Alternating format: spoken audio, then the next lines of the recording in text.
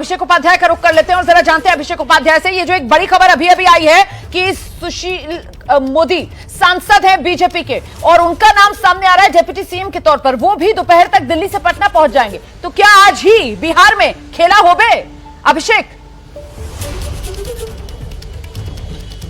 देखिए ये नीतीश कुमार की एक बड़ी अहम मांग थी कि सुशील मोदी को बतौर डिप्टी सीएम कैबिनेट में रखा जाए, जो हमें सोर्सेज बता रहे हैं। और उसकी वजह ये रोमाना कि पिछली वाली सरकार में कंफर्ट नहीं था। जो दो नए डिप्टी सीएम आए थे उनके साथ में नीतीश कुमार की तनातनी की खबरें भी आती थी, बहुत सारे बयान भी आते थे। तो ये इंपॉर्टेंट चीज थी।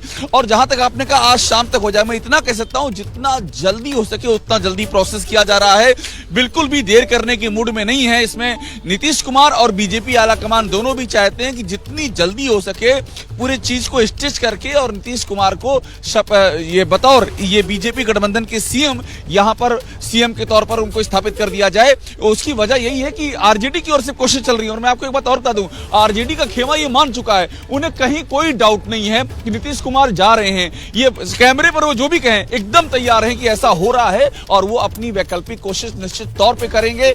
इसलिए जितनी जल्दी हो जाए इसको सेटल करने की कवायद की जा रही है। रोमाना, तो अभिषेक मतलब जितना शीघ्र होगा उतना शुभ रहने वाला है, ये मानकर आप कह रहे हैं चला जाना चाहिए। लेकिन सवाल ये कि यहां तो वही फॉर्मूला एक बार फिर फिट होता हुआ नजर आ रहा है जो फॉर्मूला नीतीश कुमार चाह रहे थे। मतलब नीतीश कुमार पाला बदलेंगे लेकिन सीएम की कुर्सी नहीं छूटने वाली नीतीश के हाथ से। ऐसे में सवाल अच्छा, शशांक कुछ इशारा करके बुला रहे हैं। शशांक, क्या अपडेट है? जो हमारे सहयोगी अभिषेक कह रहे हैं उसी लाइन को मैं थोड़ा आगे बढ़ा रहा हूं। और जो मैं अपनी बात कह रहा था उसमें भी जोड़ रहा हूं कि लालू प्रसाद यादव अब स्वस्थ है, पटना में है, इसी 10 सर्कुलर रोड में है। राजनीति के बहुत बड़े और पुराने और मजे हुए खिलाड़ी हैं। वो खाली हाथ नहीं बैठने वाले हैं, हर चीज पे नजर बनाए हुए हैं।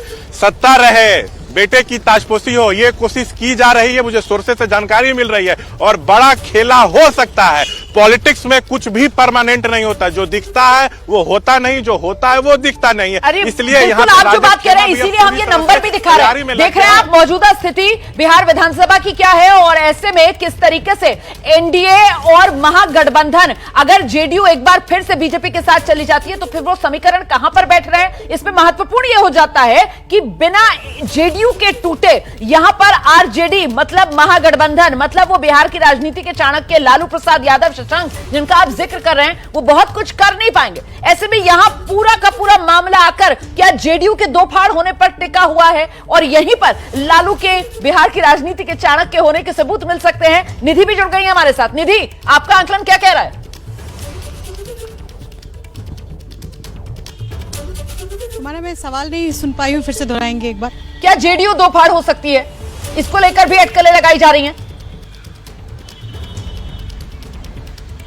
देखिए, ये अटकलें बिल्कुल लगाई जा रही है। ऐसा इसलिए क्योंकि जब बीजेपी के साथ नाता तोड़ करके महागठबंधन के साथ नाता जोड़ा था नीतीश कुमार ने, उस वक्त भी जेडीयू में दो फाड़ नजर आ रहा था। और आज जब एक बार फिर से बीजेपी के साथ जा रहे हैं नीतीश कुमार, इस बात की अटकलें हैं और ये संभव है कि जेडीयू के भी विधायक जो है वो टूट सकते हैं। और ऐसा इसलिए भी क्योंकि लगातार नीतीश कुमार को इधर से भी मनाने की पूरी कोशिश की जा रही है। और जो हम दिखा रहे हैं दर्शकों को कि किस तरह से लालू प्रसाद यादव भी इस पूरी घटनाक्रम को बैठे बैठे देख रहे हैं और वो भी एक्टिव नजर आ रहे हैं। उन्होंने अपने कई ऐसे विधायकों से संपर्क भी किया है क्योंकि उनकी भी नजर इस पूरे सियासी घटनाक्रम पर है। और ये बात भी तय है कि नीतीश कुमार जिस तरीके से ये चर्चा चल रही है और ये बात लगभग तय है कि नीतीश कुमार सीएम बनेंगे, 2 डिप्टी सीएम बनेंगे। तो ऐसे में आरजेडी का क्या अगला स्टैंड होगा, इस पर भी नजरें हैं। जी।